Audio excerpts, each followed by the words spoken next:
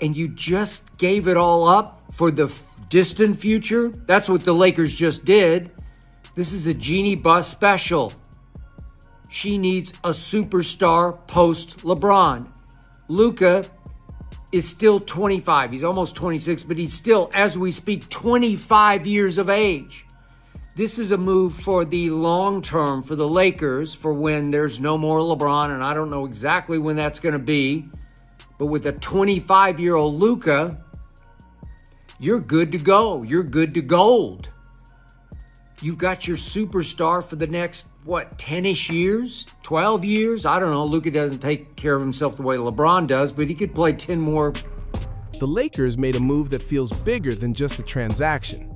To a lot of people, it looked like the organization was announcing where its future is headed, and that future appears to be centered around Luka Doncic. That's why Skip Bayless immediately jumped on this story, because in his eyes, this isn't only about basketball. To him, it's another piece of evidence in the argument he's been making for years about LeBron James and Michael Jordan. Skip's position is simple. He believes Michael Jordan would never find himself in a situation where his franchise is already preparing for the next era while he's still there. That's why he continues to call MJ the GOAT. The situation in Los Angeles has created an interesting dynamic. LeBron is still one of the greatest players the game has ever seen. He's still producing at an elite level.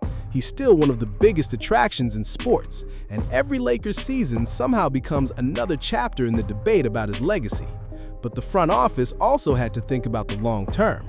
They brought in Luka Doncic, a younger superstar and a generational talent who could potentially lead the franchise for years to come. From that moment, the direction of the organization seemed to change. Nobody inside the Lakers had to come out and say it. The move itself sent the message. LeBron is the legend, Luka is the future. That's where Skip Bayless believes the story gets interesting. He sees the Lakers embracing Luka and interprets it as the organization quietly turning the page on LeBron. This is the same player who helped deliver the franchise a championship in 2020. Whether you agree with Skip or not, the question he raises is a fair one. If LeBron is still the unquestioned face of the Lakers, why does it already feel like the team is planning for the post-LeBron era? And if that's happening while he's still wearing the uniform and performing at an elite level, what does that mean for how people view his place in the GOAT conversation? I laughed last night. There's this runaway train about Luka scored 600 points in March. And I'm going to piss Nick off. Right? A lot of points. Okay.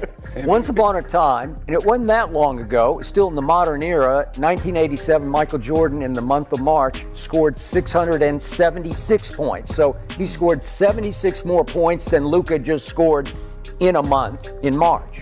Let's call this trade what it really was. This wasn't some small adjustment to the roster or a move around the edges.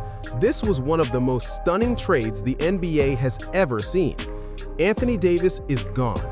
The same Anthony Davis who anchored the defense, became a superstar in Los Angeles, and helped LeBron James win a championship with the Lakers. In return, the Lakers got Luka Doncic, a generational offensive talent, a player who puts up triple-doubles like it's normal, and one of the few players in the league who can instantly become the centerpiece of any franchise. Teams don't make a move like that if they're only thinking about this season. A trade of this magnitude is about the future. And that's the reality LeBron supporters have to accept. The Lakers didn't bring in Luka to spend the next several years as LeBron's sidekick. Luka is too young, too gifted, and too important to the future of the organization for that. The Lakers made this move because they understand where LeBron is in his career.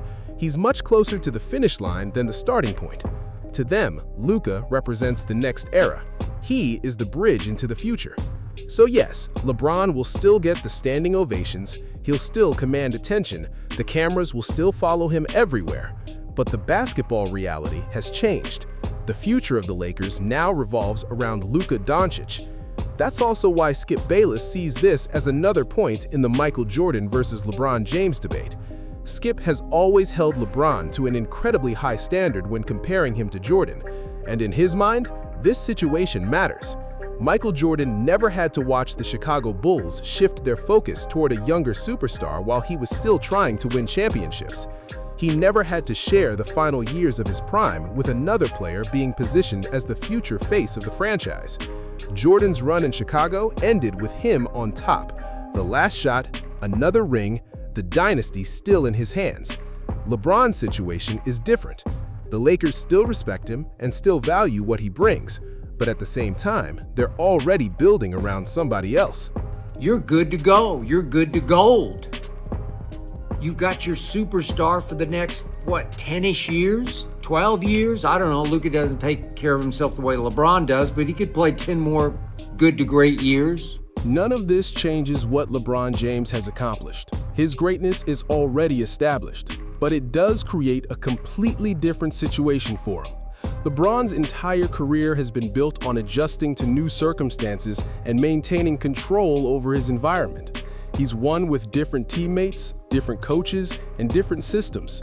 This situation with Luka Doncic is asking something new from him. For perhaps the first time, he may have to accept that another player is now the centerpiece of the franchise. Not just another all-star, not just another guy who can score. The centerpiece. That's a different challenge than anything he's dealt with before. Luka's game is centered around having the ball in his hands. He likes to dictate everything. He wants to read the defense, slow the pace down, and control possessions through his vision and decision-making. That's what makes him one of the best players in the world. But that's also where the fit gets interesting, because that's the exact role LeBron has played for most of his career.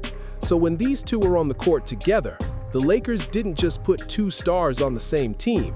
They created a new power structure that still needs answers. Who is running the offense? Who has the ball late in games? Who takes over in the fourth quarter? Who gets trusted with the biggest possessions? And ultimately, who is the organization truly building around? Those questions go beyond X's and O's. They're about hierarchy. They're about legacy. They're about understanding who sits at the top of the pecking order. When you have two basketball minds that both believe they can control a game better than almost anybody else, those roles have to become clear quickly. If they don't, things can get complicated in a hurry. The franchise, not the full team, just, JJ. The franchise unofficially made that message public. It is ready to usher in the Luka Doncic era in Los Angeles, even if that means sunsetting the LeBron James one. Brew, your reaction to this quote and the article overall. The first playoff run didn't answer any of the big questions surrounding this team. If anything, it created even more. The Lakers were knocked out in the first round by Minnesota, and that immediately gave critics something to talk about. Because when your roster features LeBron James and Luka Doncic, nobody wants excuses. Nobody wants to hear that chemistry takes time. Nobody wants to hear about injuries or defensive issues. The expectation is straightforward. You have to win. And when that doesn't happen, everything gets questioned. People start picking apart the partnership. They criticize the roster construction. Suddenly, the entire experiment is under the microscope. That early exit also made the Anthony Davis trade even more difficult to evaluate. Davis brought things to the Lakers that don't easily get replaced. He gave them defense, he gave them size and rim protection. He was the kind of postseason player who made life easier for the stars around him. Luka brings something entirely different. He brings offensive brilliance, but he doesn't provide what Anthony Davis gave the team defensively. So while the Lakers may have secured a potential franchise cornerstone for the future, they also gave up the player who helped cover for LeBron's age and Luka's defensive shortcomings. That's not a minor change. That's the kind of move that can completely alter a team's identity. And from Skip Bayless's perspective, it only strengthens his argument. When he looks back at Michael Jordan's Bulls, he sees a team with clear roles. Jordan was the closer. Scottie Pippen was the elite second star and defensive presence. Dennis Rodman handled the rebounding and interior work. The role players understood exactly what was expected of them. There was never any confusion about who the team belonged to. Nobody wondered who would take the final shot. When it came to the Bulls, the answer was always Michael Jordan. Anyone who doesn't think they should be prioritizing building around 26-year-old Luka over 40-year-old LeBron is either suspended from reality or wants to create drama. Correct. The biggest question with LeBron James and Luka Doncic is who the Lakers are truly going to build around. Because if Luka is the future of the franchise, then naturally the offense has to start moving in his direction. But if the Lakers still believe LeBron has another championship run left in him, they have to continue respecting everything he brings, his instincts, his ability to control the pace, his understanding of the game. Trying to balance both sides is not simple, and the longer that answer remains unclear, the more it gives Skip Bayless an opening to strengthen his argument about Michael Jordan. From Skip's perspective, Jordan never had to fight for control of the throne. He was always the guy. He owned that role. But LeBron supporters see the situation completely differently. They argue Jordan's story in Chicago stayed so clean because he left before facing the type of transition LeBron is dealing with now. LeBron decided to keep playing deep into his 40s. Because of that, he's facing circumstances Jordan never had to experience. He's not just trying to remain the best player on the floor, he's trying to stay important while the franchise around him prepares for a new generation. And if he can successfully make that work with Luka, that would represent another level of greatness. The problem is, people usually don't celebrate that kind of adjustment unless it ends with a championship. If the Lakers win a title with LeBron and Luka together, the entire conversation changes. People will say LeBron showed what a true champion looks like by adapting. They'll say Luka gained valuable lessons from one of the greatest players ever, and they would view it as one of the most aggressive franchise transitions the NBA has ever seen. But if the Lakers fall short, the critics will use the exact same situation against LeBron. They'll argue he lost control of his own team. They'll say the Lakers turned toward Luka because LeBron was no longer enough. And they'll bring up the same argument again. Michael Jordan never would have allowed that situation to happen. How many times, listen, like I told you before, we could joke around and disagree about the GOAT conversation between MJ and LeBron James. LeBron James is one of the greatest, top 2-3 players in the history of this damn game. He is that sensational. I feel sorry for him so many times when I see him kicking it out to three-point shooters and they can't make it. And that's why this entire situation has become bigger than just basketball. This is about legacy, pride, and the way LeBron James has been viewed throughout his entire career. LeBron has never just been another veteran trying to finish his career. Every season of his career has been compared to Michael Jordan. Every championship, every finals defeat, every major decision, every playoff moment, everything gets added into that conversation. So when the Lakers make a move that clearly points toward Luka Doncic as the future, it becomes something much bigger in the eyes of LeBron's critics. For Skip Bayless, this isn't just a basketball decision. He sees it as evidence that even LeBron's own franchise understands the next era belongs to someone else. And Luka is now caught directly in the middle of that debate.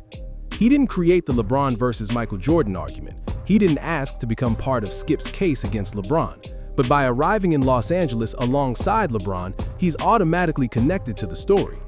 Every time Luka has a huge performance while LeBron takes a smaller role, people will talk about the passing of the torch.